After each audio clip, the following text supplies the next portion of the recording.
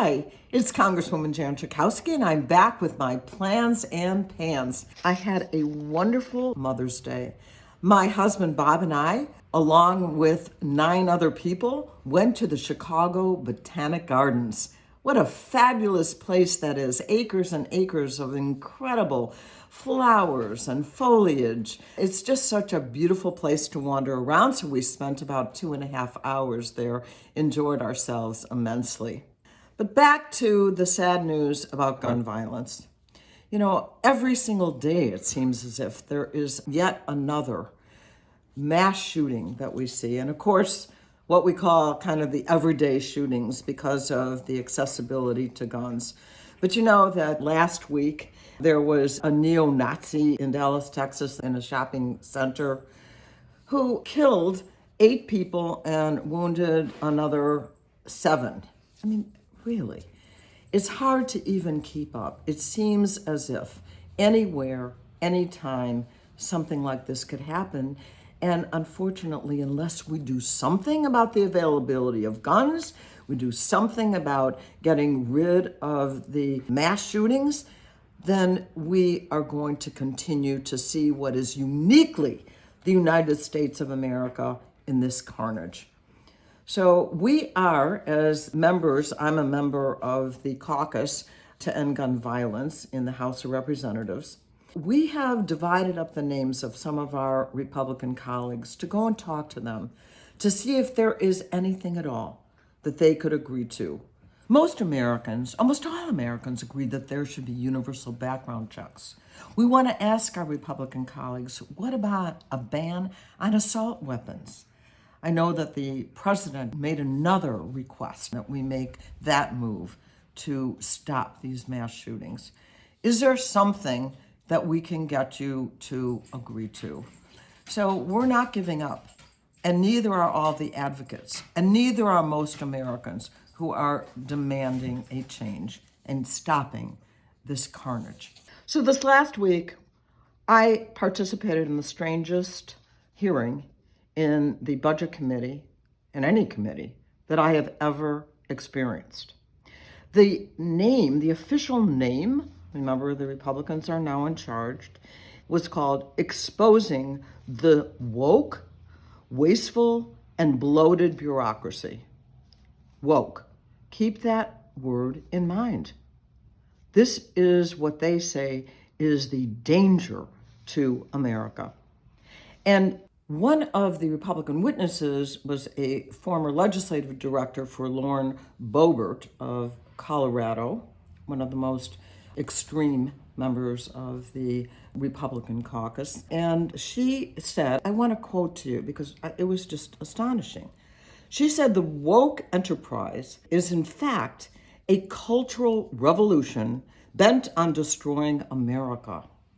The federal government is now a major distributor of woke, and if you don't act soon, we will not have a country. Now, mind you, the hearing was about federal spending, about federal dollars.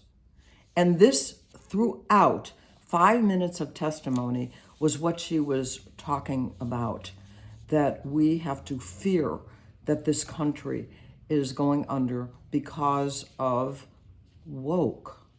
Incredible. The essence of my testimony was to put to the witnesses, is it woke to be spending money, which is very much needed right now, to help our veterans because we have a tremendous shortage in the number of nurses in the Veterans Administration. So would that be woke? I asked them. I said, would it be woke to make sure that the Americans right now, who are mainly children, seniors, and persons with disabilities, who need funding in order to put food on the table, would that federal expenditure be woke? Would it be woke to say that the discovery that 103 minors, children as young as 13, have been found to be working in meat packing plants. We're talking now about child labor. So can't we fund the Department of Labor in order to look into, investigate, and stop child labor? Is that woke, or isn't that a good use of federal dollars? So that was the gist of my questions. I thought they were sort of down to earth and sensible, but it was honestly the strangest hearing. Thought I'd just let you know. I wanted to talk to you about the many migrants that are coming to Chicago. In the last year alone, the city of Chicago has been able to shelter really thousands and thousands of migrants that have come, and more are coming now. Governor Greg Abbott from the state of Texas has been putting people, as you know, into buses. Now understand, when he puts these migrants into buses, they don't give them water, they don't give them food to come to places, including, in many cases, the city of Chicago. Well, in the last year alone, we received about $5.5 million for these migrants, but we actually spent $75 million taking care of them, which we want to do because we don't believe in this kind of dehumanization that we see in the attitude of not just the governor of Texas, but too many around the country. We want to be able to welcome migrants. And so Congressman Chuy Garcia and Delia Ramirez and I are co-leading a letter to the Department of Homeland Security and FEMA, our federal emergency agency, to ask for more resources for the city of Chicago, that we need to do what we want to do, which is to humanely address the needs of the immigrants that are coming to our city. And so we are hoping that we're going to be able to get more of the resources that we hope will be available. But I think it is important to note that there was a prediction that when the rules began to change, and they just did, that there was going to be this huge influx of people coming, pouring across the border. So far, that really hasn't happened, and I'm hoping that it'll be more orderly than was expected. But you know, the United States of America absolutely can not only absorb a number of people coming to the United States, but we need people to fill jobs that are going empty right now. And so what we want to do is make sure that we are making it possible for people who come here to work, to get the work permits. That's a whole other issue that's hard to do, so that we can, after all, you know, I'm a first generation American myself. We are a nation of immigrants, and it is possible through comprehensive immigration reform, which I really support, that we can have an orderly way to increase the number of immigrants who come to the United States of America. This week, the leaders of the pro-choice caucus, those of us who support abortion rights and reproductive health, went to the White House to meet with Vice President Kamala Harris. She is a tremendous advocate, and we were there to talk about strategy. And of course, bottom line is we are not giving up the fight to make sure that reproductive rights are reinstated. We talked about how important, and she talked how important it was to tell the stories. After Roe v. Wade was overturned, and so many states now have put these restrictions on abortions, really putting women and families in terrible danger, it is important to tell those stories. So it's individual. We hear what the consequences really are. And I thought that suggestion by the Vice President was a very important one. But we're going to do everything we can to protect the providers, to increase the number of people here in Illinois that can serve people coming across the country to have abortions. But the end result has to be that we restore reproductive rights to all Americans. It is a fundamental right in our country. We had a great meeting. Brandon Johnson, the mayor of the city of Chicago, paid a visit to Washington last week. He met with a number of members of Congress. He met with Hakeem Jeffries, who is the new leader of the Democrats. And the idea was to say that we need a partnership between the city of Chicago, the new mayor, and the members of the congressional delegations throughout the country.